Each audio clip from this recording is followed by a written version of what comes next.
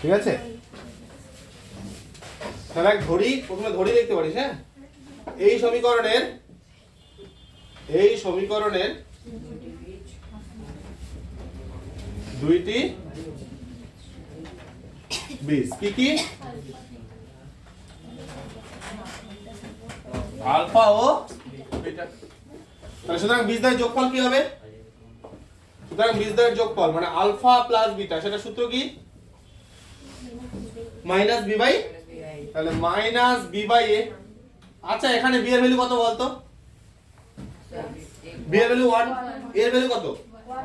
1, আর C এর value 1।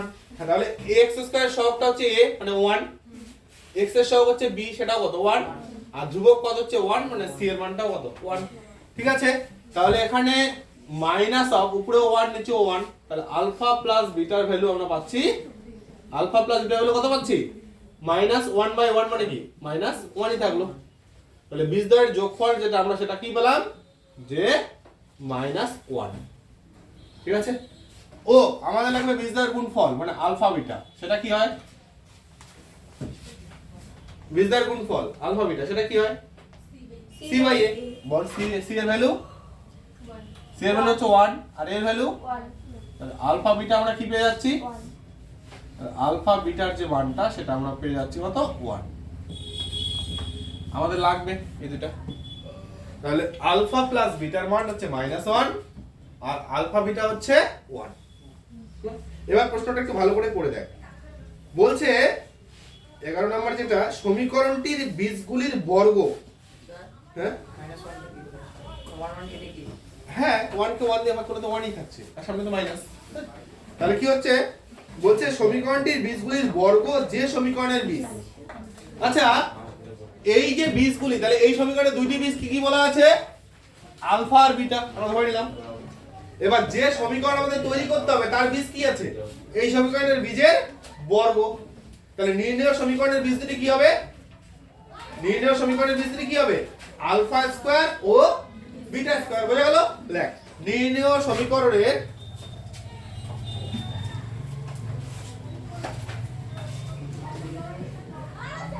বীজ দুইটি হবে কি? আলফা স্কয়ার ও বিটা স্কয়ার। ঠিক আছে, তো নির্ণেয় সমীকরণের বীজ দুটি হচ্ছে আলফা স্কয়ার ও বিটা স্কয়ার। ঠিক আছে, এবার আমরা যদি একটা সমীকরণের বীজ জানা থাকে, আমরা সমীকরণ কিভাবে নির্ণয় করতে পারি? বীজদ্বয়ের যোগফল বের করতে হয় আর বীজদ্বয়ের কি? গুণফল বের করতে হয়। তাহলে সুতরাং আমরা এখান থেকে কি বের করব? বীজদ্বয়ের যোগফল। তাহলে সুতরাং আমরা বের করব alpha square plus beta square. বল তো, alpha square plus beta square কি হবে? Alpha plus beta minus 2 alpha beta. আচ্ছা, alpha plus beta whole square value, alpha plus beta whole square value কত?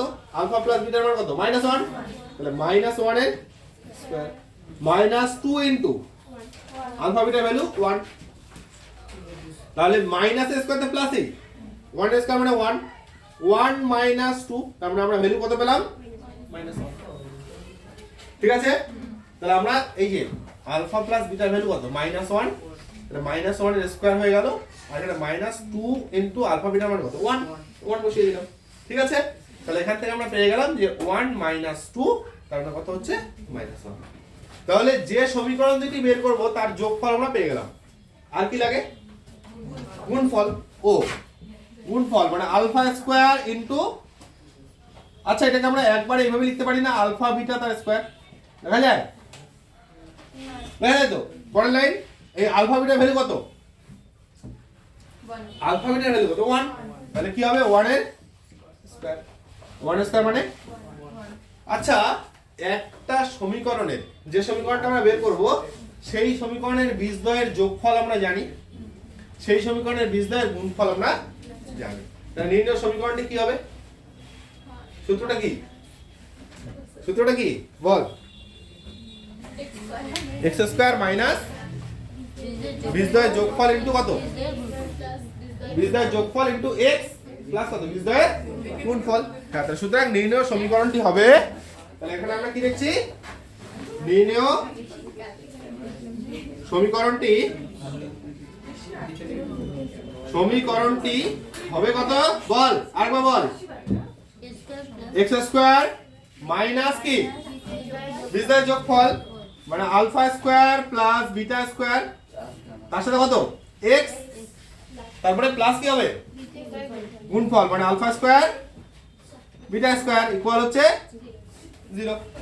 আচ্ছা এখানে x স্কয়ার মান বল এবার মাইনাস এই ভ্যালুটা কত 1 minus 1 দেখ এই alpha square plus beta square value হচ্ছে -1 তাহলে -1 আবার x প্লাস আবার এটার ভ্যালু 1 ইকুয়াল হচ্ছে 0। তার মানে আমরা কি পাচ্ছি x square minus of minus তাহলে প্লাস 1 ইনটু x মানে কত x প্লাস 1।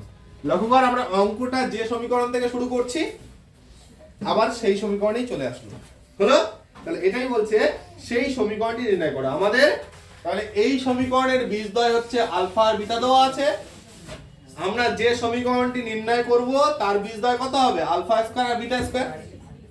আমরা লক্ষ্য করলাম যে আলফা বিটা বীজ থাকাতে যে সমীকরণটা ছিল আর আলফা স্কয়ার বিটা স্কয়ার বীজ থাকাতে কি হচ্ছে এই ক্ষেত্রে একই সমীকরণ দেখাচ্ছে হলো।